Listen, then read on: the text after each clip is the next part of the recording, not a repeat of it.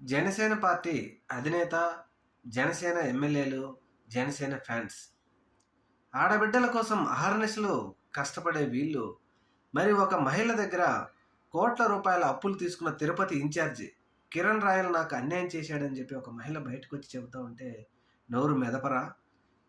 నిజాలు తేల్చరా పవన్ కళ్యాణ్ గారు?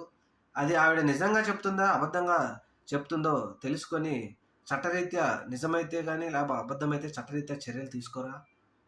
ఇదేంటండి, జనసేనకు సంబంధించిన నాయకులైనా ముఖ్యంగా ఫ్యాన్స్ అయినా ఏదైనా ఒక వీడియో వస్తే దాని మీద ఇష్టానుసారంగా మెసేజ్లు పెట్టే మీరు ఒక మహిళకు అన్యాయం జరిగిందని చెప్పేసి ఆ మహిళ రోడ్డు మీదకి వచ్చి తిరుపతి ఇన్ఛార్జి కిరణ్ రాయల్ నాకు అన్యాయం చేశాడని చెప్పి ఆవిడ చెబుతూ ఉంటే దీని మీద మరి ఏం సమాధానం చెప్తారో చూడాలి.